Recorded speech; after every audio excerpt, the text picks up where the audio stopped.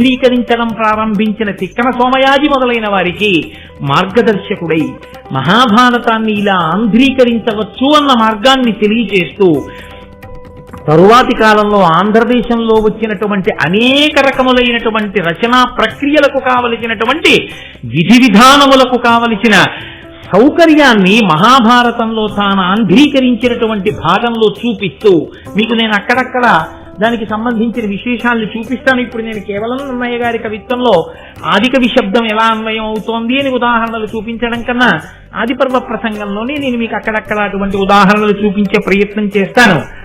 ఆయన ఈ భారతాన్ని ఆంధ్రీకరించారు. ఈ ఆంధ్రీకరించే ప్రయత్నాన్ని ప్రారంభించడంలో వచ్చినటువంటి మొదటి పర్వమే ఆది పర్వము. ఆది అన్న శబ్దమునకే మొదలు అని పేరు. సంస్కృత భారతమునందు కూడా వ్యాస భగవానుడు రచించినటువంటి భారతంలో మొదటి పర్వం ఆది పర్వము. ఆ పర్వాల పేర్లు అలాగే ఉన్నాయి. అలాగే ఉంచి అలాగే ఆంధ్రీకరించి తీసుకొచ్చారు. అందులో ఆది పర్వ ప్రారంభంలో అంటే మహాభారతము ఆంధ్రీకరించడము ప్రారంభం చేస్తున్న సమయంలో నన్నయ్య గారి యొక్క నోటి నుంచి వచ్చిన మొట్టమొదటి పద్యం. ఆ పద్యాన్ని ఆయన తెలుగులో రచించలేదు. దాన్ని ఆయన సంస్కృత భాషలోనే రచన చేశారు. కారణం ఒక్కటే, మనకి దేవతారాధన అని ఒక మాట ఉంది. దేవతారాధనము అంటే భగవంతుణ్ణి ఆరాధించుట. ఏమి, మనమే జాతీయ భాష అని ఒక భాషను పెట్టుకుంటున్నామే, రాష్ట్ర భాష అని రాష్ట్రాలకు ఒక భాషను పెట్టుకుంటున్నాయే, ఎవరి భాష మీద వాళ్ళకి అంతంత మక్కువ ఉంటుందే. ఈశ్వరుడు కూడా ఒక నిర్ణయం చేశాడు. ఆరాధన యందు నామములు చెప్పుకోవడంలోనూ భగవంతుణ్ణి స్మరించడంలోనూ భజన చేయడంలోనూ మీరు ఇందులో చేస్తున్నారన్న దానితో సంబంధం ఉండదు. కానీ వైదికమైనటువంటి ఆరాధనా విధాన ప్రక్రియ యందు సంస్కృత భాషను మాత్రమే ఉపయోగిస్తారు. అందుకే శ్వేతవరాహ కల్పే అంటాం తప్ప తెల్ల పంది కల్పే అని దాన్ని మళ్ళీ అనువాదం చేసి పూజలో ఎక్కడా ఉపయోగించరు. సంస్కృత భాషలోనే ఉంటుంది. భారతాన్ని ఆంధ్రీకరించడం అనేటటువంటి మహోజ్వలమైన ప్రక్రియని ప్రారంభం చేస్తూ నన్నయ్య గారు దేవతామూర్తుల యొక్క ఆరాధన, ఆ త్రిమూర్తుల యొక్క అనుగ్రహం నాకు కలగాలి అని సంస్కృతంలోనే ప్రారంభించారు. సంస్కృతంలో ప్రారంభించడం తెలుగు భాషకేదో తక్కువతనం చేసినట్టుగా భావించకూడదు. సంస్కృతం తల్లి వంటిది. తాను ఎంత గొప్పవాడైనా కావచ్చు, కానీ తనని కన్న తల్లి తాను చదువుకున్నంత చదువుకున్నది కాకపోవచ్చు. తనని కన్న తల్లి తానిప్పుడు ఎంత ఐశ్వర్యవంతుడో ఆమె అంత ఐశ్వర్యవంతురాలు కాకపోవచ్చు. తానిప్పుడు ఎంత అందంగా ఉన్నాడో తన తల్లి అంత అందంగా అంత పటుత్వంతో శరీర సౌష్ఠవంతో లేకపోవచ్చు. అయినా అమ్మే. అమ్మ కనబడితే నమస్కరించడమే అసలు అవతల వారి వ్యక్తిత్వానికి నిదర్శనం. కాబట్టి ఆ సంస్కృత భాషలో మొట్టమొదటి పద్యాన్ని చేసి ఆ త్రిమూర్తుల్ని గౌరవించి ఆ త్రిమూర్తుల యొక్క శక్తి స్వరూపాల్ని కూడా స్తోత్రం చేయడం నన్నయ్య గారి యొక్క పరిణతికి నిదర్శనం.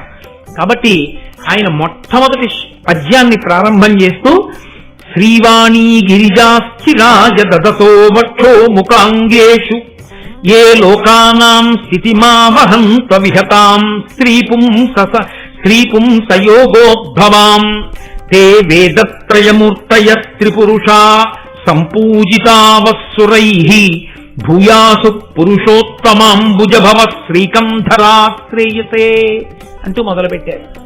అందులో శ్రీ, వాణి, గిరిజ. శ్రీ అంటే లక్ష్మి. కవితాపరంగా శ్రీకారంతో ప్రారంభం చేయడం చాలా చక్కటి సంప్రదాయం, శుభప్రదమైనటువంటి ప్రారంభం. కాబట్టి శ్రీకారంతో ప్రారంభం చేశారు. శ్రీ లక్ష్మీదేవి, వాణి సరస్వతి, గిరిజ పార్వతీదేవి. ఈ ముగ్గురమ్మలుగా మూడు శక్తులకు ప్రతీకలు. వాణి సరస్వతి ఆమె కవన శక్తికి ప్రతీక. ఒకరిలో ఉన్నటువంటి ప్రజ్ఞ ఆయన యందే ఉండిపోతే స్వార్థంతో అంతకన్నా ఘోరం ఇంకొకటి ఉండదు లోకంలో. అందుకే నీరు నిలబడితే వాసన వస్తుంది. ప్రజ్ఞ తనలోనే ఉండిపోయి తనయందే ప్రకాశించి తనతో అంతరించిపోతే అంతకన్నా ఘోరమైన నేరం ఇంకొకటి లేదు. సరస్వతి నది ప్రవహిస్తుంది. ప్రవహించడానికి ఏ పారితోషికాన్ని ఏ ప్రతిఫలాన్ని కోరకూడదు. ఎవరి నుండి ప్రవహించాలని అడిగారు. పురుష సూక్తం చేస్తూ వేదంలో బ్రాహ్మణోస్య ముఖమాసీత్, వేదం చదువుకునేటటువంటి వాడు బ్రాహ్మణుడు. ఆ బ్రాహ్మణుడు ప్రయత్నపూర్వక పేదరికాన్ని అనుభవించమని చెప్తోంది వేదం.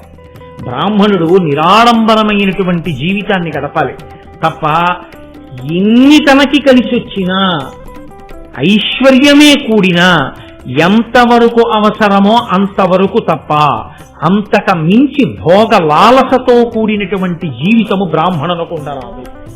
బ్రాహ్మణుడి యొక్క జీవితం ఒక్కరోజు ఎలా ఉంటుందో వైదికమైన బ్రాహ్మణ జీవనం ఉన్న వాళ్ళ జీవనం మీరు చూస్తే మీరు తెల్లబోతారు. దాదాపుగా 70 సంవత్సరాల పైచిలకు వచ్చినటువంటి కృష్ణావధానులు గారు తన జీవితం మొత్తం మీద చొక్కా వేసుకున్న సందర్భం 3 పర్యాయములని నేను అనుకుంటున్నాను. 3 సార్లు చొక్కా వేసుకున్నారు. అంతకు మించి ఆయనకి చొక్కా వేసుకోవడం ఎప్పుడు రాదు. అంటే ఎంత నిష్ఠాగరిష్ఠులై వాళ్ళు జీవితాన్ని గడిపారో మీరు చూడండి. అంత నిష్ఠతో జీవితాన్ని గడిపి తాము సముపార్జన చేసినటువంటి జ్ఞానాన్ని ఏ ప్రయోజనమును అపేక్షించకుండా లోకమునకు అందించడమే తమ కర్తవ్యము అని భావించి దాని వలన వారి శ్వాస ఖేదపడినా, వారి యొక్క హృదయము తల్లడిల్లినా, ఒళ్ళు డస్సిపోయినా, ఆయుర్దాయము తగ్గిపోయినా, అదే పనిగా మాట్లాడడం వల్ల ఊపిరులు ఖర్చయిపోతే ఆయుర్దాయం క్షీణించిపోతుంది. ఆయుర్దాయమే క్షీణించిపోతోందని తెలిసినా దేని కొరకు మాట్లాడాలి అని అడిగారు. నీలో ఉండిపోయి విద్య నశించి నువ్వు మరణించే కన్నా నీ ఆయుర్దాయము తగ్గిపోయినా నువ్వు 10 మందికి బోధ చేసి జీవితాన్ని విడిచిపెట్టావు. దానివల్ల నువ్వు ధన్యుడవైపోతావు. కాబట్టి త్యాగముతో జీవించు, స్వార్థముతో బ్రతకవద్దు. కాబట్టి సరస్వతి ప్రవాహము అది ప్రవహించాలి. ఒకరి నుండి ఒకరికి ప్రవహించి వెళ్ళిందా ఉపయుక్తమవుతుంది. ప్రవహించలేదా ఎవ్వరికీ పనికిరాలేదు. గోదావరి ప్రవహించిందా కొన్ని వేల ఎకరాలు సాగుతాయి, కొన్ని లక్షల మందికి దాహం తీరుతుంది. గోదావరి ఒక్కచోట ఉండిపోయిందా కొన్ని లక్షల మందికి అన్నం దొరకదు, కొన్ని కోట్ల మందికి నీళ్లు దొరకవు. ప్రవహించాలి జ్ఞానం, ప్రవహించాలి తనలో ఉన్నటువంటి ప్రజ్ఞ. కాబట్టి దానికి సరస్వతి అని పేరు. శ్రీ, వాణి, గిరిజ ఈ 3 శక్తులు. లక్ష్మి సంపద, భోగము, అనుభవించగలిగినటువంటి దారుఢ్యం. కాబట్టి ఈ 3 ఏవైతే ఉన్నాయో ఈ 3టిని 3 మూర్తులు తమ శరీరములలో 3 చోట్ల ధరించి ఉన్నారు. ఎక్కడెక్కడ? వక్షో ముఖాంగేషు. శ్రీ లక్ష్మిని వక్షో గుండెల్లో పెట్టుకున్నాడు ఒక ఆయన. వాణి సరస్వతిని ముఖ అంటే సంస్కృతంలో ముఖ అన్న శబ్దానికి నోరు అన్నది కూడా అదే అర్థం. కాబట్టి నోటి యందు నాలుక చివర నిలుపుకున్నాడు ఒక ఆయన. అంగేషు శరీరంలో సగభాగం ఇచ్చాడు, లేదా శరీరం ఇచ్చేశాడు పరమేశ్వరుడు పార్వతీదేవికి. కాబట్టి ఈ 3 శక్తులను తమ శరీరములో ఉన్నటువంటి 3 అవయవముల యందు నిలుపుకున్న త్రిమూర్తులు ఎవరున్నారో వారు సశక్తియుతులై ఉన్నారు. ఇది నన్నయ్య గారి యొక్క ప్రార్థనా శ్లోకం. మనకి సంప్రదాయము అని ఒక మాట మీతో నేను ఇందాక మనవి చేశానే, వేదంలో ఆచారము అని ఒకటి ఉన్నది అని. పూజ చేసేటప్పుడు శక్తియుతుడైన పరమాత్మనే పూజ చేస్తాం. అందుకే రాముడికి కూడా రాముడిగా పూజ లేదు, శ్రీరాముడిగా పూజ. ఆ శ్రీకారంతో కలవాలి. నారాయణుణ్ణి నారాయణుడిగా, లక్ష్మిని లక్ష్మిగా పూజ చెయ్యం మనం. అసలు లక్ష్మిని పూజ చెయ్యాలంటే ఆయన గుండెల మీద కూర్చొని ఉంటుంది ఆవిడ. లక్ష్మీం క్షీరసముద్రరాజతనయాం శ్రీరంగధామేశ్వరీం, ఆయన గుండెల్లో ఆవిడ ఉంటుంది. అందుకని మీరు విడిగా ఎలా పూజ చేస్తారు? వాళ్ళు కలిసి ఉంటారు. ఈ కలిసి ఉండడం ఉన్నదే, ఈ సశక్తియుతంగా ఉండడం ఉన్నదే, ఇది ఉండరులు కలిసిమెలిసి ఉండడం ఆ కుటుంబ జీవనాన్ని తెలియచేస్తుంది. అందుకే శంకర భగవత్పాదులంతటి వారు శివానంద లహరి చేస్తే నిత్యాయ త్రిగుణాత్మనే పురజితే కాత్యాయని శ్రేయసే సత్యాయ ఆద్య కుటుంబిని అంటారు. ఆద్య కుటుంబిని, మొదటి కుటుంబి అని పిలిచారు పరమశివుణ్ణి. ఆ భార్య భర్త ఆనాటి నుండి ఈనాటి వరకు అలా కలిసి ఉండి సంతానాన్ని పొందుతుండడమే. కలిసి ఉండి సంతానాన్ని, వాళ్ళు బిడ్డల్ని కన్నారు, వాళ్ళ బిడ్డలకు బిడ్డలు పుట్టారు, వాళ్ళ బిడ్డలకు బిడ్డలు పుట్టారు, వాళ్ళ బిడ్డలకు బిడ్డలు పుట్టారు, అలా వంశం తామరతంపరగా ఆచంద్రతారార్కం వెడుతూనే ఉండాలి. ఒక పక్క గురు పరంపర వెడుతుండాలి, ఒక పక్క వంశములు వెడుతుండాలి తప్ప ఎక్కడో అక్కడ వంశము తంతువుగా వర్ధిల్లకుండా ఆగకూడదు. అలా వెడుతూనే ఉంటుంది. అలా వెడుతూ ఉండడం అనేటటువంటి ఈ సత్సంప్రదాయానికి నాంది పలికినటువంటి మా ఆరాధ్య దైవములైన ముగ్గురు మూర్తులున్నారే, వారు సశక్తియుతులు. ఆచార రహస్యాన్ని చెప్తున్నారు నన్నయ్య గారు. సనాతన ధర్మమునందు పక్కన శక్తి స్వరూపం లేని పురుష స్వరూపాన్ని కాని, కేవలము పురుష స్వరూపం కాకుండా స్త్రీ స్వరూపంగా ఉండి పురుష స్వరూప స్పర్శలేని స్వరూపాన్ని కాని మనం పూజ చెయ్యం.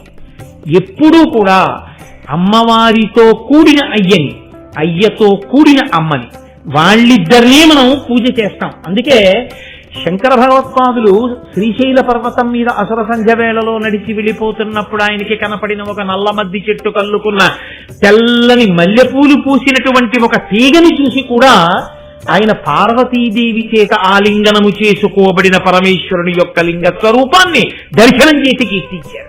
సంధ్యారంభ విజృంభితం శృతిశిరస్థానాంతరాధిష్ఠితం సప్రేమ భ్రమరాభిరామ సకృత్సద్వాసనాశోభితం భోగీంద్రాభరణం సమస్త సుమన పూజ్యం గుణావిష్కృతం సేవే శ్రీగిరి మల్లికార్జున మహాలింగం శివాలింగితం అంటారు. శివా అంటే పార్వతీదేవి. ఆవిడ చేత ఆలింగనము చేసుకోబడినటువంటి శివలింగము ఇదిగో నాకు ఈ తెల్లని మల్లెతీగ చేత అల్లుకోబడిన ఈ నల్లమద్ది చెట్టులో దర్శనమిస్తోంది అని స్తోత్రం చేశారు. కాబట్టి ఇద్దరిని కలిపి ఆరాధిస్తాం. నన్నయ్య గారు అంటున్నారు, శ్రీవాణీ గిరిజాశ్చిరాయ దదతో వక్షోముఖాంగేషు. చిరాయ దదతో ఎప్పటి నుంచి ధరించారు ఇలా? ఎప్పటి నుంచో, చాలా కాలం నుంచి. ఇవాళ కలుసుకోవడం, దెబ్బలాడుకోవడం, ఎల్లుండి విడాకులు ఇచ్చుకోవడం ఈ జాతి సంప్రదాయం కాదు. ఈ జాతి ఆచారం ఎప్పుడూ కలిసి ఉండడమే. ఒకసారి తాళి కడితే ఇక ఆ జన్మకు ఆమెయే భార్య, ఒకసారి తాళి కట్టించుకుంటే ఆ జన్మకు ఆయనే భర్త. ఇద్దరి మధ్య ఘర్షణకి ఏ ఏ ప్రాంతములుంటాయో ఆ ప్రాంతముల యందు ఇద్దరు రాజీపడి జీవితాన్ని సమన్వయంతో రెండు బండి చక్రాలు కలిసి రథాన్ని నడిపినట్టు నడుపుకోవడమే తప్ప ఘర్షణ పడి విడిపోవడం అన్నది విడాకుల మాట తెలియని ఏకైక జాతి ప్రపంచపటంలో భారత జాతి. కాబట్టి అంత గొప్పది. కాబట్టి చిరాయ దదతో వక్షో ముఖాంగేషు ఏ లోకానాం స్థితిమావహంత విహతాం. ఈ లోకమునంతటినీ కూడా రక్ష చేసేటటువంటి ఆ ముగ్గురు మూర్తులున్నారే, ఆ ముగ్గురు మూర్తులు మా తల్లులైనటువంటి ఆ ముగ్గురితో కలిసి ఉంటారో వాళ్ళు స్త్రీ పుంసయోగోద్భవాం. ఆ స్త్రీ పురుష యోగ కారణము చేత ఇదిగో ఈ జనించి ప్రవర్తిల్లినటువంటి ఇంతమంది జనులున్నారు. కాబట్టి మా అందరికీ వారు ముగ్గురు తల్లిదండ్రులు. ముగ్గురుగా కనపడేటటువంటి ఆ ఒక్కటైన పదార్థం ఉన్నదే అది సృష్టికర్తగా, స్థితికర్తగా, ప్రళయకర్తగా ప్రకాశిస్తోంది. అదిగో అటువంటి ఆ స్వరూపానికి నమస్కారం చేస్తున్నాను. తే వేదత్రయమూర్తయ స్త్రీపురుష. వాళ్లే వేదత్రయంగా ఈ లోకంలో ఉన్నారు. నేను మీతో మనవి చేశాను, వేదం ఒకటి, ఈశ్వరుడు ఒకటి కాదు. ఆ సామవేదము రుక్ ఎజ్, అధర్వణ వేదం తనంతర్భాగం అవుతుంది ఆ అందులో ఉన్నటువంటి మంత్రభాగం తిరగడం చేత.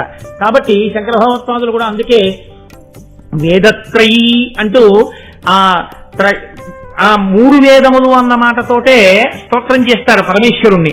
కాబట్టి ఆ మూడు వేదములుగా లోకంలో ఉన్నటువంటి సామవేదము, ఋగ్వేదము, యజుర్వేదము ఏవున్నాయో ఆ వేదముల రూపమైనటువంటి ఆ పరమేశ్వరుడి యొక్క రూపములైన బ్రహ్మ విష్ణు మహేశ్వరుల్ని వారు పురుషోత్తమంబుజభవ శ్రీకంధరాశ్రేయసే. వాళ్ళు నిరంతరము మాకు శ్రేయస్సు కల్పించుగాక. నాకు అనలేదాయన. మహాభారతాన్ని ఆంధ్రీకరించినప్పుడు ఎవరు చదువుకోవడం మొదలు పెట్టారో, ఎవరు వినడం మొదలు పెట్టారో వాళ్ళందరికీ కూడా త్రిమూర్తుల యొక్క రక్ష కలుగుగాక. వారందరికీ లక్ష్మీ పార్వతీ సరస్వతుల యొక్క అనుగ్రహము కలుగుగాక. బ్రహ్మ విష్ణు మహేశ్వరుల యొక్క అనుగ్రహము కలుగుగాక. కాబట్టి మాకు అంటూ పురుషోత్తమ అంబుజభవ. పురుషోత్తముడు అన్న మాట శ్రీ మహావిష్ణువుది, మహాదేవుడు అన్న మాట పరమశివుడి. పురుషోత్తముడు శ్రీ మహావిష్ణువు, అంబుజభవ అంటే కమలంలోంచి తామర పువ్వులోంచి పుట్టినటువంటి వాడు బ్రహ్మగారు. శ్రీకంధరా శ్రేయసే, శ్రీకంధర అంటే శ్రీ అంటే విషం, కంధర అంటే కంఠమునందు పెట్టుకున్నవాడు. కంఠమునందు హావాహలమును పెట్టుకున్నటువంటి పరమశివుడు. శ్రేయసే మాకు సమస్త అభ్యున్నతులను కృప చేయుగాక. పరమేశ్వరుడు కంఠమునందు హావాహలాన్ని పెట్టుకోవడం కూడా లోకాల్ని రక్షించడానికి. తండ్రి కొడుకు కష్టం పడుతుంటే ఆ కష్టాన్ని తన నెత్తి మీద వేసుకున్నట్టు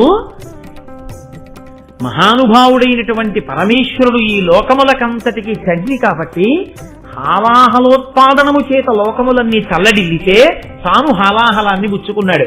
కాబట్టి ఆ శ్రీకంధరుడైనటువంటి పరమశివుడు, పురుషోత్తముడైనటువంటి విష్ణుడు, అంబుజభవుడైనటువంటి బ్రహ్మ మాకు శ్రేయస్సులను కూర్చుగాక అని ప్రారంభం చేసి రాజరాజ నరేంద్రుడి మీద మహాభారతాన్ని ఆంధ్రీకరించడానికి కారకుడైన వాడు కనుక రాజరాజ నరేంద్రుడి మీద ఆయన ఒక పద్యాన్ని చెప్తున్నారు. కాదు, ఇందులో ఒక చమత్కారం ఉంది. మనకి సాహిత్యం అంతా కూడా, సాహిత్యము అంటే భగవన్నామ స్పర్శలేని సాహిత్యం ఏదుందో ఆ సాహిత్యాన్ని మన వాళ్ళు అంగీకరించారు.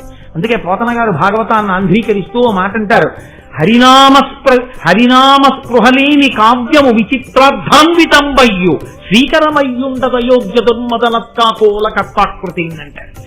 ఎంత గొప్ప గొప్ప శబ్దాలు వేసినా, ఎంత గొప్ప గొప్ప అర్థాలున్నా, ఎంత గొప్పగా రచన చేసినా పరమేశ్వరుడి గురించి చెప్పనటువంటి సాహిత్యం ఏదుందో, భగవద్భక్తిని ప్రబోధం చెయ్యనిదేదుందో అది నిరర్థకము. అది తద్దినం పెట్టినటువంటి రేవులకి కాపులెళ్ళినట్టు వెళ్ళేటటువంటి వాళ్ళకి పనికొస్తుందేమో కానీ హరినామ స్తుతి చేయు కావ్యము సువర్ణాంభోజి హంసావళీ సురతిభ్రాజితమై మానస సరస్ఫూర్తిల్లుంగొందు. మానస సరోవరానికి ఎవరెడతారు? పాపాలు పోగొట్టుకుందామనుకునేటటువంటి జిజ్ఞాసులైనటువంటి మహాభక్తులైన వాళ్ళు వెళ్ళి మానస సరోవరంలో స్నానం చేసినట్టు హంసలు మానస సరోవరంలో ఉండేటటువంటి నీటి మీద తేలియాడి తామరతూన్లు తిని ఆడుకున్నట్టు హరినామస్తుతి చేసినటువంటి కావ్యములను ఎవరు చదువుకుంటారు అంటే హరిని చేరుకుందాం అనుకున్నటువంటి వాళ్ళు చదువుకుంటారు. హరినామ స్పర్శలేని సాహిత్యం తద్దినం పెట్టే రేవు, అక్కడ అటువంటి సాహిత్యాన్ని చదువుకోవడం అటువంటి రేవుకి వెళ్ళినటువంటి కాకుల వంటి వారు చేసే పని అంటారు పోతన గారు. కాబట్టి మహానుభావుడు పైన దేవతలను నేను స్తోత్రం చేశాను.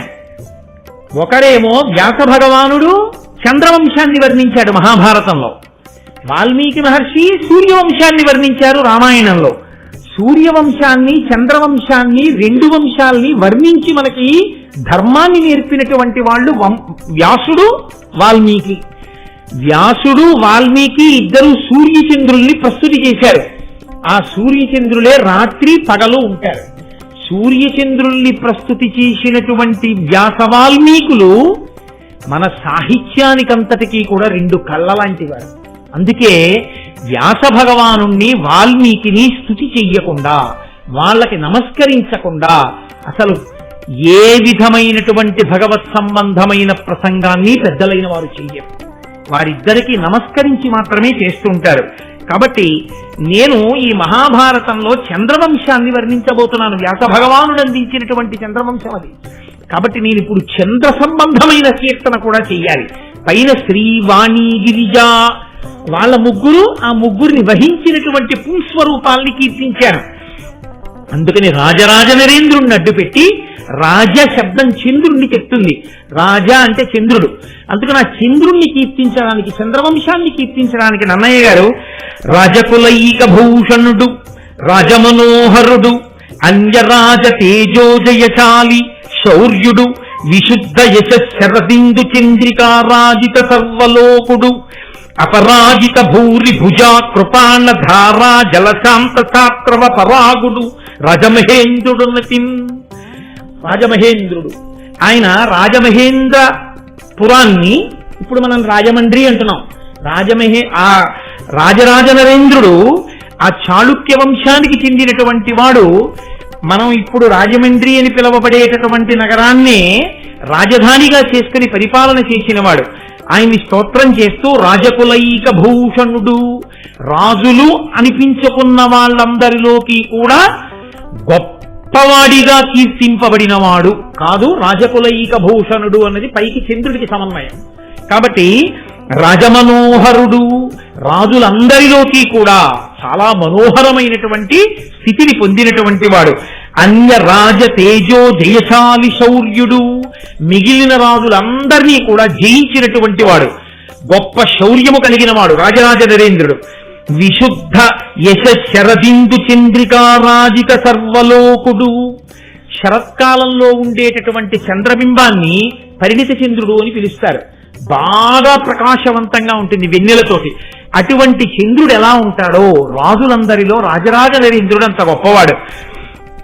అపరాజిత భూరి భుజాకృపాన ధారాజల శాంత శాస్త్రవపరాగుడు, ఆ రాజరాజ నరేంద్రుడు పట్టుకున్నటువంటి ఆయన యొక్క ఖడ్గధారల చేత కారినటువంటి రక్తధారల చేత శత్రువుల యొక్క ఉద్రేకమనబడేటటువంటి ధూళి అణిగిపోయినటువంటి వాడు.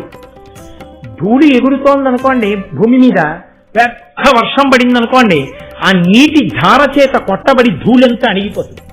అలా శత్రువులైన రాజులు పైకి లేస్తుంటే రాజరాజ నరేంద్రుడి చేత కత్తి పట్టుకుని యుద్ధ భూమికి వెళ్ళి ఆ కుత్తుకలు తెగటార్చి ఆ నేల రాలిపోయేటట్టుగా శత్రువులందరినీ దునుమాడితే ఆ కత్తి నుంచి కారినటువంటి ఆ ధారల చేత శత్రువులనేటటువంటి ధూళి అణిగిపోయేటట్టుగా చేయగలిగినటువంటి పరాక్రమశాలి అయిన రాజరాజ నరేంద్రుడు, రాజమహేంద్రుడున్నతిన్, అటువంటి వాడు రాజరాజు.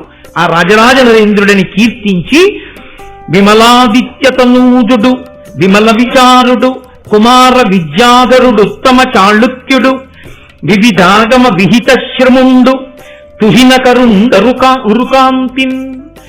ఆయన చూడగానే చంద్రుణ్ణి చూస్తే ఎంత సంతోషం కలుగుతుందో తన శరీర కాంతి చేత రాజరాజ నరేంద్రుణ్ణి చూసిన వాళ్ళకి కూడా అంత సంతోషం కలిగేది.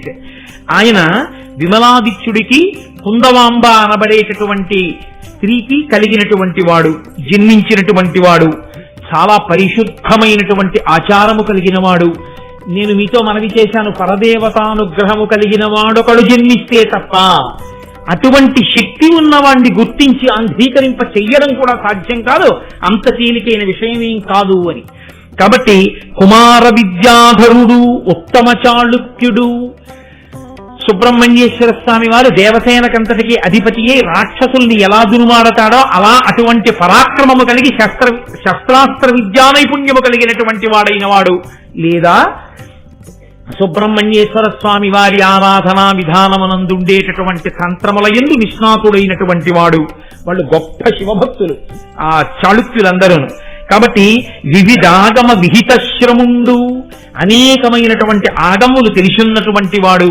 అటువంటి రాజరాజ నరేంద్రుడు ఒకానొక నాడు సభలో గొప్ప పండితుల్ని కవుల్ని అందరినీ కూర్చోపెట్టుకుని వాళ్ళతో మాట్లాడుతున్నాడు. మాట్లాడుతుండగా సంస్కృతంలో ఉన్నటువంటి భారతం గురించి ప్రస్తావన వచ్చింది. ఆయనకి భారతం వినడం అంటే చాలా ఇష్టం. అందుకని తరచూ భారతంలో ఉన్నటువంటి విశేషాలన్నీ వింటూ ఉండేవాడు. అదే కాదు, మిగిలినటువంటి రామాయణాది కావ్యములను కూడా వింటూ ఉండేవాడు. ఆయన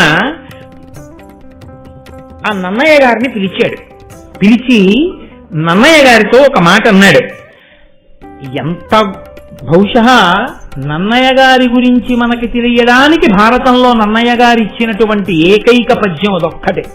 అది వినా నన్నయ్య గారి గురించి తెలుసుకోవడానికి సాధికారికమైనటువంటి సాక్ష్యములతో కూడినటువంటి ఇతర పద్యములు మీకు కనపడవు ఇందులో. తన కుల బ్రాహ్మణు అనురక్తు అవిరల జప హోమ తత్పరు విపుల శబ్ద శాసను సంహితాభ్యాసు బ్రహ్మాండాది నానా పురాణ విజ్ఞాన నిరతున్ పాత్రం ఆపస్తంభసూత్రు ముద్దల గోత్ర జాతు సద్వినుతావదాత చరితు లోకజ్ఞు ఉభయ భాషా కావ్య రచనాభిశోభితు సత్ప్రతిభాభియోగ్యు నిత్య సత్య వచను మత్యమరాధిపాచార్యు సుజను నన్నపార్యు చూచి పరమ ధర్మ విధుడు వర చాళుక్యాన్వయాభరణుడిట్టులనియ కరుణతోడా. నన్నయ్య గారిని సభలో ఒకసారి అలా చూశాడు ఆ పండితులు కవుల మధ్యలో. నన్నయ్య గారికి ఉండేటటువంటి లక్షణములు ఎటువంటివో చెప్తున్నారు. ఆయన కులబ్రాహ్మణుడు అన్న మాట పరంపరాగతంగా కేవలం తన దగ్గర పౌరోహిత్యం చేస్తూనో లేకపోతే తన దగ్గర ఉండేటటువంటి బ్రాహ్మణుల యొక్క పరంపరకి చెందినవాడు మాత్రమేనో అర్థం ఇచ్చేటటువంటిది కాదు. ప్రభువు ప్రకటించినటువంటి శాసనములను సంస్కృత భాషలో రచన చేసి అందించగలిగినటువంటి దిట్ట అయినటువంటి వాణ్ణి కూడా కులబ్రాహ్మణుడనే పిలుస్తారు. కాబట్టి అటువంటి శక్తి కలిగిన కులబ్రాహ్మణుడు నిరంతరము జపం చేస్తుంటాడు, హోమం చేస్తుంటాడు. హోమము చేత దేవతల్ని ప్రీతి కల్పిస్తుంటాడు. మంత్రములను జపం చేసి ఆ మంత్రాధిష్టాన దేవతల యొక్క అనుగ్రహాన్ని పొందుతూ ఉంటాడు. అంటే వేదమునందు మంత్రముల యందు అంత నిష్ట కలిగి అంత గొప్ప దేవతానుగ్రహాన్ని పొందినటువంటి వాడు విపుల శబ్ద శాసనుడైన.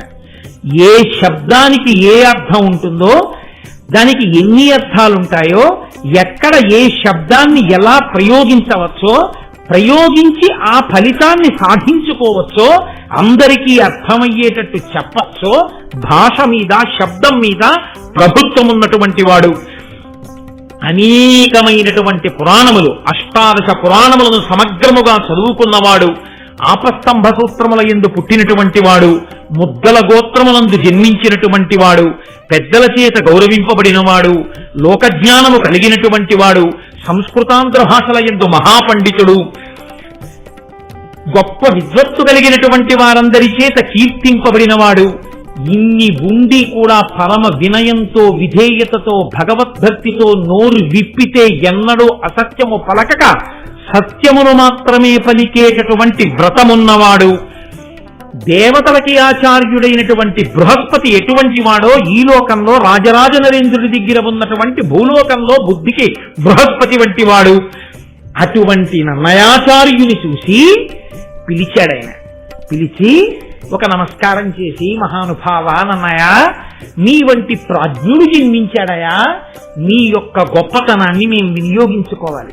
అటువంటి ప్రభువులు ఉన్ననాడు కదా జాతికి అందేది ఇటువంటివి. అటువంటి శక్తి ఉన్నవారు ఉన్నా వారిని గుర్తించి వారి నుండి రాబట్టగలిగిన సమర్థత ప్రభువులకి లేకపోతే సాలగ్రామాలు కూడా రాళ్లల్లోనే ఉండిపోతాయి. ఆ సాలగ్రామాన్ని నువ్వు వేరు చేసేది ఎప్పుడు, పూజ చేసేది ఎప్పుడు, వాటి అనుగ్రహాన్ని నువ్వు పొందగలిగేది ఎప్పుడు? కాబట్టి ఆ రాజు పిలిచి అన్నాడు, మహానుభావ, నాకు ఇష్టమైనవేవో నీకు తెలుసు, నీవు నాకు కులబ్రాహ్మణుడవు, కాబట్టి ఇవాళ నేను కొత్తగా చెప్తున్నానని నువ్వు నమ్మవలసిన పని లేదు. నాకు ఇష్టమైనవి ఈ లోకంలో 5 ఉన్నాయి. ఆ 5 నాకు ఇష్టమైనవి ఇవాళ నేను చెప్తే నిజమేనా ఈయన చెప్పేది అని నువ్వు శంకించవలసిన అవసరం లేదు. నీకు బాగా తెలుసు నా నడవడి ఎంతను. ఇవి ఏను తతతంబునా ఎడగరం విష్టంబులయ్యుండు బాయవు భూదేవకులాభితర్పణ మిహీయ ప్రీతియున్ భారత శ్రవణాసక్తియు పార్వతీపతి పదాబ్జ ధ్యాన పూజా మహోత్సవమున్ సంతత దానశీలతయు శశ్వత్సాధు సంగత్యమున్. ఎప్పుడైనా తాత అయిపోయిన తర్వాత అయినా కనీసం తాతగారండి మీకేంటండి తాతగారండి ఇష్టం అని అడిగితే ఈ 5 మళ్ళీ కాపీ కొట్టి చెప్పకపోయినా మా తాతగారు ఇలా చెప్పేవారు అని గుర్తుంచుకోవడానికి వీలుగా మనవలకి ఒక్కటి చెప్పుకోగలిగిన బతుకు బతకగలిగితే మనిషి వాడు ధన్యుడు. తప్ప ఎన్నేళ్ళు వచ్చినా ఎన్ని తరాలు చూసినా తాతగారు మీకు ఏమి ఇష్టం అండి అని అడిగినప్పుడల్లా తాతగారు నాకు వంకాయ అల్లం పెట్టిన కూర ఇష్టం రా అన్నవాడు పుట్టలోని చెదలు పుట్టవా గిట్టవా దేని కొరకు? రాజరాజ నరేంద్రుడు చెప్పుకుంటున్నాడు, నాకు 5 ఇష్టం. మీకు తెలుసు నన్నయాచార్య, ఇవి ఏను సతతంబునా ఎడగరం విష్టంబులయ్యుండు. ఒకప్పుడు ఇష్టంగా ఉండి ఒకప్పుడు ఇష్టం పోవడం కాదు, సతతంబు నాకు ఎప్పుడు ఇష్టం. 5 చెయ్యాలని నా మనసు ఉవ్విళ్ళు ఊరుతూ ఉంటుంది. ఏమిటో తెలుసా? బాయవు, అవి పోవు.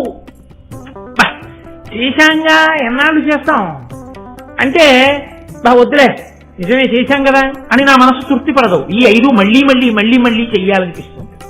మళ్ళీ మళ్ళీ చెయ్యాలని అనిపించేవి చాలా ఉంటాయి. విశ్వనాథ సత్యనారాయణ గారు చెప్పారు, చేసిన సంసారమే చేస్తున్నావు కానీ రాసిన రామాయణం రాయడానికి నీకేమిటి ఇబ్బంది అన్నారే. కాబట్టి నాకు 5 ఇష్టం, అవి వదలవయా నా మనసుని మళ్ళీ మళ్ళీ చేయమంటాయి. ఏమిటో తెలుసా? భూదేవ కులాభితర్పణ మహీయ ప్రీతియున్. భూదేవం ఈ భూమి యందు దేవతల వంటి బ్రాహ్మణులు ఆ వేదం చదువుకుని పరమభక్తితో జీవనం చేసేటటువంటి బ్రాహ్మణులు కనపడ్డప్పుడు వాళ్ళని సేవించాలని, వాళ్ళకి నమస్కరించాలని నా మనసు వెంపర్లాడుతుంటుందయ్యా. భారత శ్రవణాసక్తియు, భారతం ఎన్ని మాటలు విన్నా ఇంకా వినాలి, ఇంకా వినాలి, ఇంకా వినాలనిపిస్తూనే ఉంటుంది. నిజమో అబద్ధమో నన్నయ్య గారికి తెలీదు. నన్నయ్య గారు రోజు వింటల్లా.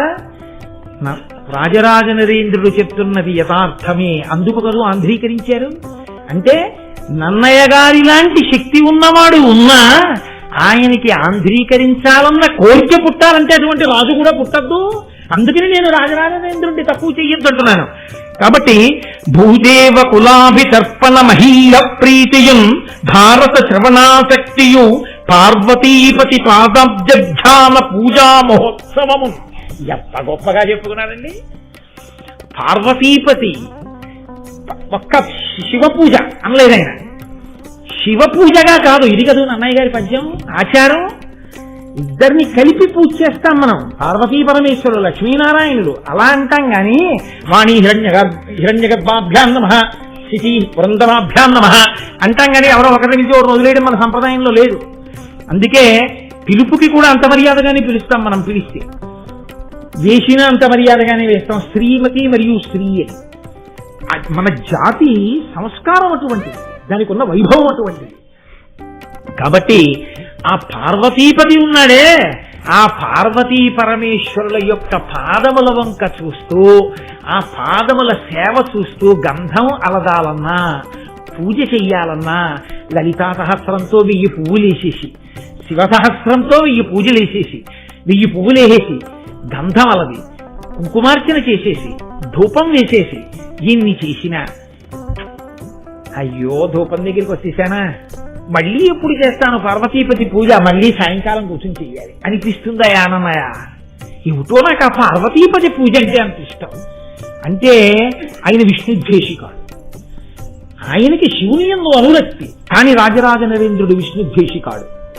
అది భక్తి అన్న మాటకి పరిపూర్ణమైనటువంటి నిర్వచనం. కాబట్టి నాకు ఆ పార్వతీపతి పాదములను ఎప్పుడు పూజ చేస్తానా అని ఉంటుందయ్యా. సంతత దానశీలతయు, ఎప్పుడూ దానం చెయ్యాలి.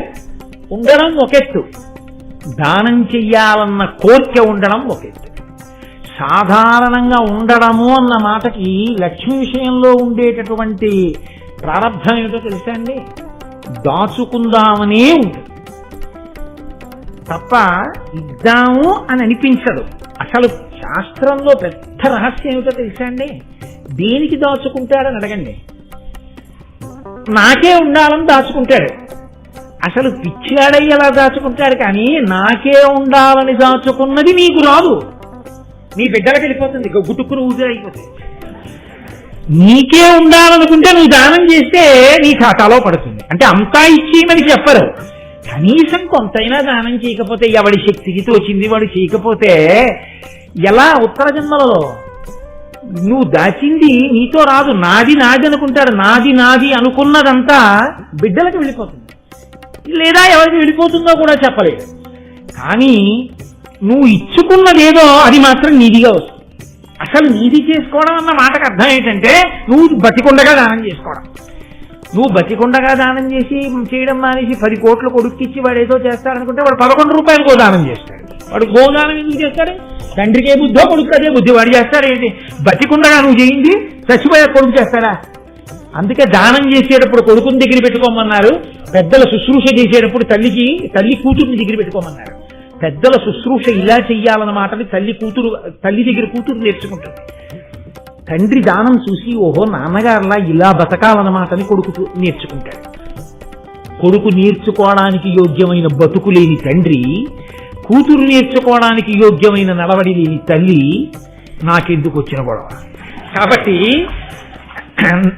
రాజరాజ నరేంద్రుడు అంటాడు, నాకు భారత కథాశ్రవణాభిరతిం మదీయ చిత్తము అనిశంబు, నాకు చాలా ఇష్టమైనవయ్యా. సంతత దానశీలతయు, ఎప్పుడూ దానం చెయ్యాలని నా మనసు కోరుకుంటూ ఉంటుంది. శశ్వత్సాధు సంగత్యము, సాధు పురుషులైన వాళ్ళు ఉంటారే, పరమభక్తులైన వాళ్ళు, వాళ్ళతో స్నేహం కోరుకుంటుంటానయ్యా. వాళ్ళకి దగ్గరగా ఉండాలని, వాళ్ళు నన్ను స్మరిస్తూ ఉండాలని, వాళ్ళతో నేను చనువుగా ఉండగలగాలని, వాళ్ళ పక్కన తిరగగలిగినటువంటి ఆ చొరవ, స్వాతంత్ర్యం నాకు నిలబడాలని కోరుకుంటాను. ఎందుకు కోరుకోవడం? దాని ఎందు వేరొక ప్రయోజనాన్ని కోరి కాదు. ఆయన ఆ సత్పురుషుడు అంకుశం లాంటివాడు, మనము ఏనుగు తొండం లాంటి వాళ్ళం. ఏనుగు తొండం ఎప్పుడూ ఆగదు, ఇలా నడిచి వెడుతూ ఎత్తి ఆ పూల కొమ్మ లాగుతుంది. ఇలా వెడుతూ నేను ఒకసారి శృంగేరిలో చూశాను, ముందు వెళ్ళిపోతున్న ఆవిడ కొప్పులో పూలు లాగింది. నేను ఏదో పని దానికి ఆ తొండం ఉత్తినే ఉండదు. మామట ఏం చేస్తాడంటే పక్కనే ఆ అంకుశం పట్టుకుని ఆ తొండం మీద ఇలా అంటాడు, అంతే మళ్ళీ తిరిగి దింపేస్తుంది. మళ్ళీ కాసేపు ఆగి మళ్ళీ ఎత్తుతుంది, మళ్ళీ ఏదో పీకుతుంది, మళ్ళీ ఇలా అంటాడు, మళ్ళీ దింపుతుంది. సత్పురుషుడితోటి సాంగత్యం ఎటువంటిదో తెలుసా అండి? రామకృష్ణ పరమహంస చెప్పిన మాట, అంకుశం ఉన్న మావటిని పక్కన పెట్టుకోవడం లాంటిది. ఆయనతో కలిసి ఉన్నారనుకోండి, ఆయన జీవన విధానం ఎటువంటిదో మీకు తెలిసి ఉంటుంది. తెలిసి ఉండి ప్రయోజనం ఏమి ఉండదు. ఆయన ఎలా జీవించాలనుకుంటున్నారో దానికి తగినట్టు మీరు జీవించగలగాలి. ఆ జీవితాన్ని మీరు పుణికి పుచ్చుకోగలగాలి తప్ప ఆయనతో కలిసి ఉండి ఆయనకి ప్రతిబంధకంగా మీరు నిలబడితే అది మళ్ళీ కాలంలో కర్రెట్టడం అవుతుంది. ఉపయోగమే ఉంటుంది. పక్కన ఉన్న వాళ్ళందరూ శిష్యులు మీరు అనుకుంటున్నారా? ఒక్కనాటికి కాదు. ఎక్కడో ఉన్నా ఆదర్శంగా తీసుకుని ఆ ప్రేరణ పొంది జీవించిన వాడు ఉంటాడు, ఆ స్ఫూర్తి పొందినవాడు, వాడు మహానుభావుడు. నేను ఏదో గొప్పకి చెప్పాను అనుకోకండి. మీకు నేను ఒక విషయం చెప్తే నేను ఆశ్చర్యపోయాను. ఆదివారం నాడు నాకు అమెరికా నుంచి ఇతర దేశాల నుంచి ఓ గంట ఫోన్లు మాట్లాడుతూ ఉంటాను. ఏదో వాళ్ళకి అలా పాపం ఒక గంట కేటాయించాను, మళ్ళీ మా సంతోషపడతాను. అందులో నాకు అమెరికా నుంచి ఒక ఆయన ఫోన్ చేస్తుంటాడు. ఆయన ఎప్పుడో నేను చెప్పిన శివానంద లహరి విన్నాడు. నీ చెప్పిన అంటే నా గొప్ప అని నేను చెప్పట్లేదు, ప్రేరణ, ఎక్కడో ఒక ప్రేరణ, అది నా అదృష్టం, నేను ప్రేరణ కావడం అంతే. ఆయన ఎంత గొప్ప శివభక్తి తత్పరుడయ్యాడంటే మనం ఇన్ని ఉన్న ఇక్కడుండి నేర్చుకోలేకపోతే అమెరికాలో ఉన్న ఆయన వారాంతపు సెలవుల్లో కొన్ని 100 కిలోమీటర్ల దూరంలో ఉన్న వ్యక్తుల దగ్గరికి వెళ్ళి వాళ్ళ దగ్గర నువ్వు అబ్బాయి గుండు చేయించుకుని పిలక పెట్టుకుని పంచ కట్టుకుని కూర్చుంటే నీకు నేర్పుతాం రుద్రం, లేకపోతే నీకు నేర్పం అంటే అలాగే కూర్చుని 10 మంది నవ్వినా కూడా ఉద్యోగం చేసేటప్పుడు సిగ్గుపడకుండా నేను రుద్రం నేర్చుకోవలసిందే అని వారాంతపు సెలవుల్లో వెళ్ళి రుద్రం నేర్చుకుని ఆయన నాకు ఫోన్లో ఆ రుద్రం వినిపిస్తుంటాడు. గురువుగారు ఇక్కడ వరకు నేర్చుకున్నానండి వాళ్ళకి. నాకు మొన్నటి వారం ఫోన్ చేసి చెప్పాడు, ఈ మహాశివరాత్రికి పుస్తకం లేకుండా రుద్రంతో అభిషేకం చెయ్యాలనుకున్నాను, గురువుగారు నేర్చేసుకున్నాను. కాబట్టి ఇప్పుడు నేను రుద్రం నేర్చుకున్నాను కాబట్టి సంతోషంగా కాకినాడ వస్తున్నాను. మహాభారత ప్రవచనాలు అవుతున్నాయి కదా, శివరాత్రి వెళ్ళిపోయిన తర్వాత అమెరికాలో బయలుదేరి వస్తాను, వచ్చి మీ దర్శనం చేసుకుంటానండి అన్నాడు. నేనెందుకు పొంగిపోయానో తెలుసా అండి? అతన్ని నే చూడలేదు, నన్ను అతను చూసాడేమో నాకు తెలియదు, ఏవో ఈ క్యాసెట్లు ఉంటాయి కాబట్టి. అసలు అంత స్ఫూర్తి పొందిన వ్యక్తిని నేను చూడాలి అని ఈ మహాభారత ప్రవచనాలు పూర్తయ్యే లోపల అతను వస్తున్నాడు అమెరికా నుంచి. ఇదే వేదిక మీద అతనితో రుద్రం చదివించి మీకు వినిపిస్తాను. నేను ఎందుకంటున్నాను ఈ మాట అంటే ఆ ప్రేరణ, ఆ స్ఫూర్తి ఎక్కడో ఎవరి వలనో ఎవరికో తగులుతుంది.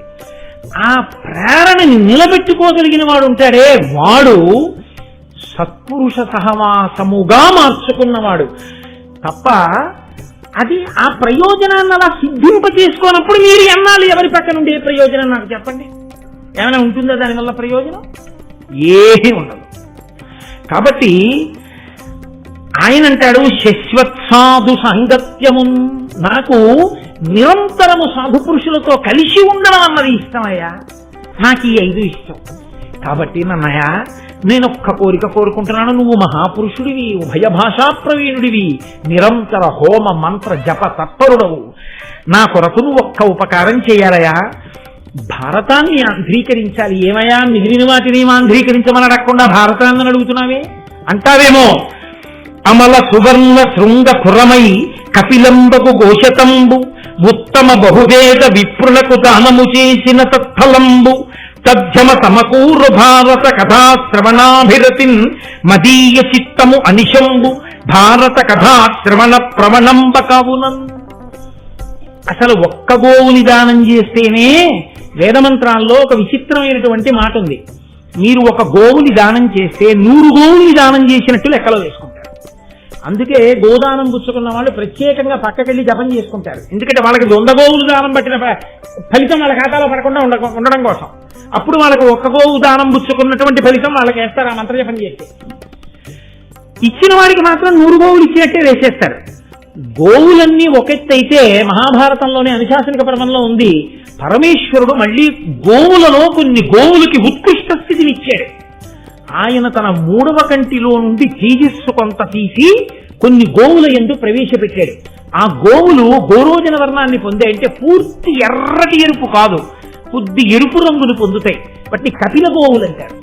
ఒక్క కపిల గోవుని దానం చేసినా, ఒక్క కపిల గోవుకి సేవ చేసినా, ఒక్క కపిల గోవుకు ఒక అరటి పండు పెట్టినా చాలా సంతోషం. కానీ మన ప్రారంభం ఏమిటంటే తనంత తానుగా కపిల గోవు సాధు గోవు వచ్చి దేవాలయాల ముందు నిలబడితే కర్ర పట్టుకుని అదే పనిగా కొడుతుంటారు కొన్ని చోట్ల.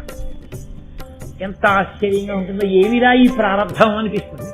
కాబట్టి రాజరాజ నరేంద్రుడు అంటున్నాడు, అమల సువర్ణ శృంగ కురమై కపిలంబ గుఘోషతంబు. ఇక్కడ అసలు గోవులే దొరకడం కష్టం, సరి అయిన గోవు దొరకాలి. కాదు కపిల గోవు దొరకాలి. అది ఎటువంటి కపిల గోవు అయి ఉండాలి? గొప్ప పొదుగుండి ఇలా శిరములను ముట్టుకుంటే పాలు విడిచిపెట్టాలి. అది విపరీతంగా పోట్లు పొడిచేటటువంటి ఆవై ఉండకూడదు. చక్కటి ధేను ఉండాలి, చూడముచ్చటగా ఉండాలి, సాధుగోవై ఉండాలి. ఇప్పుడు ఆ ఆవు పాలు పిండుకున్నవాడు ఆవు పాలు కాచి తోడు పెట్టుకుని పెరుగు తినేటటువంటి వాడై ఉండకూడదు. పరమ సంతోషంతో ఆవు పాలు చేత పట్టుకుని నమస్తే అస్తు భగవన్ విశ్వేశ్వరాయ మహాదేవాయ త్రయంబకాయ త్రిపురాంతకాయ త్రికాగ్నికాలాయ అంటూ పరమేశ్వరుడికి అభిషేకం చేసుకుని రమించిపోయేటటువంటి వేదాంగములను చదువుకున్నటువంటి బ్రాహ్మణుడు దొరకాలి. అటువంటి బ్రాహ్మణుడు ఎందుకు దానం పుచ్చుకుంటాడు? ఆయన నా ఇంట అభిషేకం చేసుకోవడానికి ఒక గోవు ఉంటే బాగుండు, నేను రోజు ప్రదక్షిణం చేయడానికి గోవు దొరికితే బాగుండని ఈ గోవు దానం పుచ్చుకుంటానని పరమ ప్రీతితో వచ్చి దానం పుచ్చుకునేటటువంటి యోగ్యమైన వేదాంగములు జరిగిన బ్రాహ్మణుడు దొరకాలి. అప్పుడు దానం చేయాలి. దేశము కాలము నీ దగ్గర పుచ్చుకునేవాడు ఇవ్వడానికి గోవు ఇన్ని కలిసి రావాలి. కానీ అమల సువర్ణ శృంగ కురమై ఒకవేళ అటువంటి గోవు దొరికినా గోవుని దానం చేయగలవేమో. ఆ బ్రాహ్మణుడు ఈలోగా ఇంకొకళ్ళ దగ్గర గోవు చేసుకున్నాడు అనుకోండి, చాలండి నాకెందుకండి నావును నేను పెంచుకోలేను, నాకు ఒక గోవు చాలా మహాప్రభావం, ఇంకా నాకు అక్కర్లేదంటే. నువ్వు ఇంకా తరించాలి అనుకుంటే ఆ ఆవు కొమ్ములు ఎంత పరిమాణంలో ఉంటాయో వాటికి తగిన శుద్ధమైన బంగారంతో ఆ గోవు కొమ్ములకు బంగారంతో, శుద్ధ బంగారం, ఇంకా ఏమీ కలవకూడదు, శుద్ధమైన బంగారంతో ఆ కొమ్ములకు అలంకారములను చేయించాలి. వాటి డెక్కలకి బంగారపు తొడుగులు చేయించాలి. గిట్టలకి ఆ కొమ్ములకి గిట్టలకి బంగారపు తొడుగులు చేయించి కపిల గోవుని జేనుగుతో తెచ్చి వేదాంగములు చదువుకున్న బ్రాహ్మణుడికి దానం చేస్తే ఫలితం చెప్పడం నా వల్ల కాదు. రాజరాజ నరేంద్రుడు అంటున్నాడు, అమల సువర్ణ శృంగ కురమై కపిలంబ గుఘోషతంబు ఉత్తమ బహువేద విప్రులకు దానము చేసిన తత్ఫలంబు. 1000 మంది వేదాంగములు చదువుకున్నటువంటి అనుష్ఠాన తత్పరులైన బ్రాహ్మణులను తీసుకొచ్చి నించోపెట్టి వాళ్ళందరినీ కూడా సత్కరించి కూర్చుండబెట్టి అర్ఘ్యపాద్యాదులిచ్చి బంగారు తొడుగులతో కూడినటువంటి ఈ 100 కపిల గోవుల్ని తీసుకొచ్చి ఈ కపిల గోవులన్నింటినీ కూడా ఈ బ్రాహ్మణులకు దానము చేసినటువంటి వాడు 100 కపిల గోవులు బంగారు తొడుగులతో ఇచ్చిన వాడికి ఎంత ఫలితమో మహాభారతాన్ని విన్నవాడికి అంత ఫలితం. కాబట్టి ఎంత తేలికయా ఇది? మహాభారతం పోని వినడమేనా కష్టమైందా? వింటుంటే అబ్బా అబ్బా అబ్బా అబ్బా అని జుర్రుకు తాగవలసినటువంటి విషయం. ముంజికాయ తినేవాడు అంత తేలిగ్గా ఏంటండో, చాలా కష్టపడవలసి ఉంటుంది. బొటనవేలు ఆ కన్నంలో పట్టాలి. నాలా బాగా బొద్దుగా ఉన్న బొటనవేలు అనుకోండి, ఆ కన్నంలో పట్టదు. ఆ పట్టని బొటనవేలు అందులో పెట్టి ఊడకుండా బయటికి ఉండిపోయి అక్కడి నుంచి లాగండి అంటే అదో ప్రతిష్ట. జాగ్రత్తగా అందులో వేలు పెట్టాలి, ఆ వేలు పెట్టి పైకి తీయాలి, బుడుక్కుని కింద పడిపోకుండా ఉండాలి, నోరు పెట్టాలి, ఆ నీళ్లు తాగాలి, దాన్ని జాగ్రత్తగా ఉత్తరించి ఆ మెత్తటి అందులో ఉన్నటువంటి ఆ గుజ్జుని ఆస్వాదించాలి, అది జీర్ణం అవ్వాలి. ఇన్ని గొడవలు. ఇంత కష్టపడి ముంజికాయ తినడం చాలా బాధతో కూడుకున్నటువంటి విషయం అయి ఉండొచ్చు. కానీ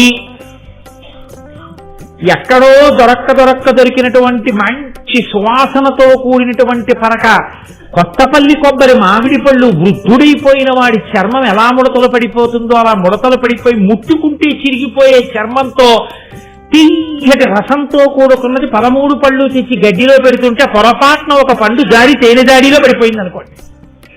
ఇన్ని మాటలు లెక్కెట్టినా 12 ఉన్నాయి, నాకు ఇచ్చినవాడు 13వ ఇవ్వలేదని బాధపడ్డాడు. 12 పళ్ళు తినేశాడు.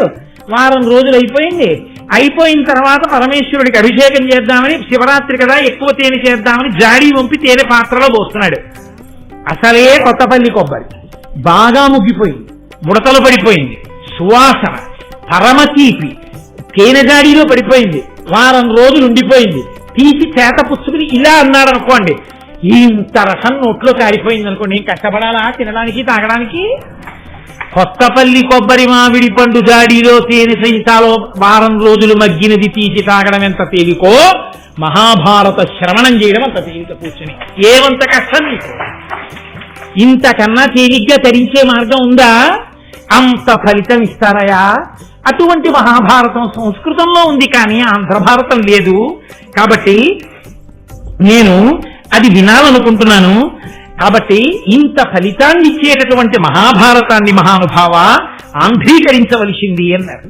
అంటే నన్నయ్య గారు అంగీకరించిన ఘట్టాన్ని చెప్పి ఇవాళ ఉపన్యాసాన్ని పూర్తి చేస్తాను. వీళ్ళు ఇలా చెప్తూ వెళ్ళిపోతాడేమో శివరాత్రి వరకు అని మీరు కంగారు పడుకోవాలి.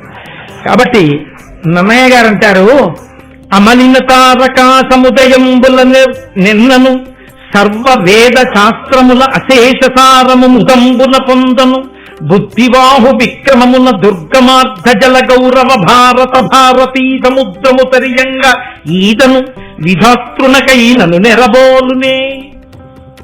రాజరాజ నరేంద్ర నువ్వు అడగడం అడిగావు, భారతాన్ని ఆంధ్రీకరించండి నన్నయ్య గారు అని అడిగావు. అలాగేనండి, తప్పకుండా చేస్తాను. నేను కాకపోతే ఎవరు చేస్తాడు? ఇన్నాళ్ళకి నేను పుట్టాను కాబట్టి చేస్తాను అంటే నన్నయ్య గారు ఎందుకు అవుతారు? అలా అంటే నన్నయ్య గారి నోటి వెంట ఆ పలుకులు ఎందుకు వస్తాయి? ఆయన వినయం అటువంటి.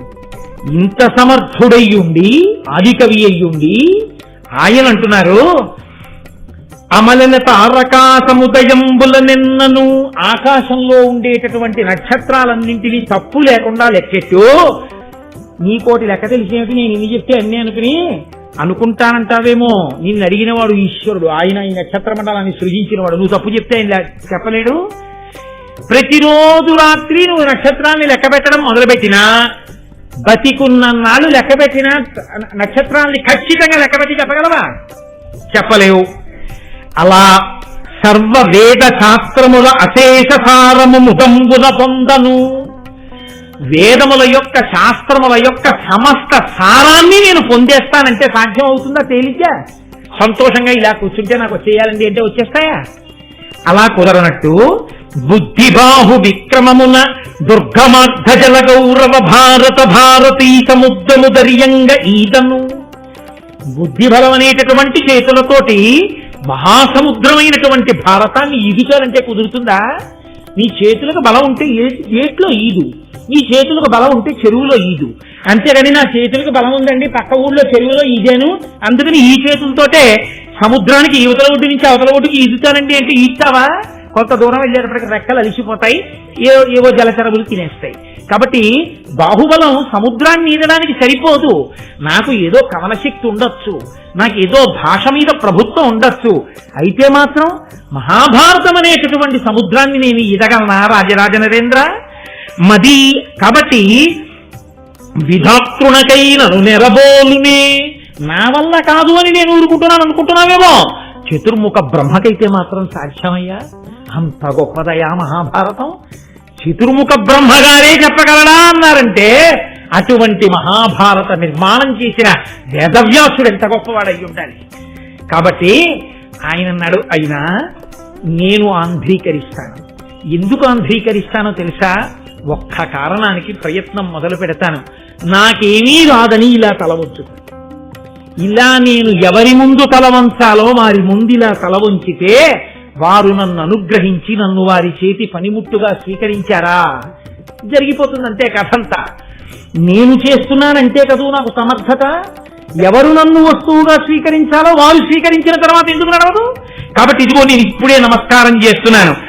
హరి హరాజ గజాననర్క షడాస్యమాతృ సరస్వతీగిరి సుతాదిక దేవతాసతికిన్ నమస్కృతి చేసి దుర్భర తపో విభవాధికున్ గురున్ పద్య విద్యకు ఆజ్యున్ అంబురుహగర్భ నిభున్ ప్రచేతసు పుత్రు భక్తి తలంచుతున్. నేను అదిగో ఆ శ్రీ మహావిష్ణువుకి, హర పరమశివుడికి, అజ బ్రహ్మగారికి, గజానన విఘ్నేశ్వరుడికి, అర్క సూర్యుడికి, షడాస్య ఆరుముఖములు ఉన్నటువంటి సుబ్రహ్మణ్యేశ్వర స్వామి వారికి, మాతృ లక్ష్మీదేవికి, సరస్వతీదేవికి, గిరిసుతాది ఆ పార్వతీదేవికి, దేవతలందరికీ తల ఉంచి నమస్కరిస్తున్నాను. వీళ్ళందరికీ నమస్కరించి పద్య విద్యకు ఆది అయినటువంటి వీరొక మహాపురుషుడికి నమస్కరిస్తున్నాను. ఎవరో తెలుసా ఆయన? ప్రచేతసుని కుమారుడై రామాయణ కావ్యాన్ని లోకానికి అందించిన వాల్మీకి మహర్షి యొక్క పాదార విందములకు నమస్కరించి సూర్యవంశాన్ని వర్ణించి రామాయణ కావ్యాన్ని అందించి లోకానికి ధర్మ ప్రబోధం చేసిన వాల్మీకి మహర్షికి నమస్కరిస్తున్నాను. పద్య విద్య మనకి ఛందస్సు అద్భుతం. ఇది ఏ ఇతర భాషకి లేదు. ఇది ఒక్క మన భాషలకే, సంస్కృతానికి, తెలుగు ఇటువంటి భాషలకే ఈ మర్యాద ఉన్నది. ఛందస్సు వల్ల ఉండేటటువంటి లక్షణం ఏమిటో తెలుసా అండి? పద్యంగా వస్తేను మీరు ధారణ చెయ్యవచ్చు. మీరు వాక్యముల కింద రాసేశారనుకోండి, ఎన్ని వాక్యములు రాసినా మీరు ధారణ చెయ్యలేరు. ఛందస్సులో పద్యంగా రచన చేశారనుకోండి, మీరు ధారణ చేసేయచ్చు. 4 మాటలు పద్యం వింటే మీకు వచ్చేస్తుంది పద్యం. 10 మాటలు మీరు వాక్యాలు విన్న వాక్యాన్ని యథాతథంగా మీరు పట్టుకోలేరు. అటువంటి పద్య విద్యకు ఆది అయినటువంటి వాడు లోకములకు ఛందస్సుని ఉపయోగించి ధర్మాన్ని జ్ఞాపకం పెట్టుకుని అనుష్ఠించడానికి వీలుగా రామకథని అందించినటువంటి మహాపురుషుడైన వాల్మీకి మహర్షి పాదార విందములకు నేను నమస్కారం చేస్తున్నాను. భారతీ శుభగభక్తి చయంబుల చేసి ఘోర సంసార వికార సంతమసజాల విజృంభము బాసి సూరిచేతో రుచిరాబ్జ బోధనరతుండకు దివ్యు పరాశరత్మజంభోరు హమిత్రు కొల్చి మునుపూజితు భౌరి యశో విరాజితున్. అదిగో భారతమనబడేటటువంటి ఆ గ్రంథములోని కిరణములనబడేటటువంటి ఆ జ్ఞాన కిరణముల చేత అంధకారం అనేటటువంటి చీకటిని పోగొట్టగలిగినటువంటి సూర్య సమానుడైన వేదవ్యాసుడున్నాడే, పండితులైనటువంటి వారి హృదయములన్నీ కూడా ఎవరి గురించి వినగానే ఇలా విప్పారుతాయో, ఎవరు సంతోషిస్తారో, ఏ మహానుభావుడు పరాశరునికి పుత్రుడిగా జన్మించాడో, ఏ మహానుభావుడు సంసారం అనేటటువంటి చీకటిని తొలగ క్రోయగలడో, ఎవడు అజ్ఞానములను నశింపచేసి జ్ఞానమును ఇయ్యగలడో, ఎవడు ధర్మమును ప్రబోధము చెయ్యగలడో, ఎవడు వేద విభాగం చేశాడో, ఎవడు అష్టాదశ పురాణములను ఇచ్చాడో, ఎవడు పంచమ వేదం అనేటటువంటి మహాభారతాన్ని లోకానికి అందించాడో, ఎవడి పాదములకు నమస్కరించినంత మాత్రం చేత ఏ విధమైన సంశయములు లేకుండా సమస్తము కరతలామలకమవుతుందో, ఎవరి పేరు చెప్పగానే గొప్ప పండితులైనటువంటి వారి హృదయములు పులకరించలు కలిగి విప్పారుతాయో, అటువంటి వేదవ్యాస భగవానుడి యొక్క పాదార విందములకు నమస్కరించి మహాభారతాన్ని ఆంధ్రీకరించడం ప్రారంభం చేస్తాను. రాజరాజ నరేంద్ర, నీ కోరిక తప్పకుండా నెరవేరుతుంది, ప్రారంభం చేస్తానని నన్నయ్య గారు రాజరాజ నరేంద్రుడికి మాట ఇచ్చి భారతాన్ని ఆంధ్రీకరించడం ప్రారంభం చేసినటువంటి ఘట్టం దగ్గర ఇవాళ ప్రారంభోపన్యాసాన్ని పూర్తి చేస్తూ రేపు మొట్టమొదటి ఘట్టం, అత్యద్భుతమైనటువంటి ఘట్టం, అది వ్యాసుడికే చెల్లు, ఆంధ్రీకరించడం నన్నయ్య గారికే చెల్లు. ఎన్ని ధర్మాలు ప్రతిపాదన చేస్తారో, ఎన్ని గహనమైన రహస్యములు దాచారో ఆ విషయాల్ని రేపటి రోజున ప్రస్తావన చేస్తాను. రేపు సాయంకాలం సభా ప్రారంభ సంబంధమైన ఇతర విషయములు ఉండవు కాబట్టి 6:30 ఖచ్చితంగా ప్రారంభం చేసేద్దాం. మంగళాశాసన పరైహిమదాచార్య పురోగమై సర్వైశ్చ పూర్వైరాచార్యై సత్కృతాయాస్తు మంగళం. మంగళం కోసలేంద్రాయ మహనీయ గుణాత్మనే చక్రవర్తి తనూజాయ సర్వభౌమాయ మంగళం. ఉమాకాంతాయ కాంతాయ కామితార్థ ప్రదాయినే శ్రీగిరీశాయ దేవాయ మలినాథాయ మంగళం.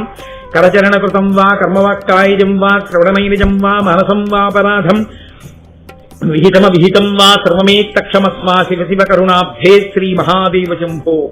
సర్వం శ్రీ ఉమామహేశ్వర పరబ్రహ్మార్పణమస్తు. స్వస్తి.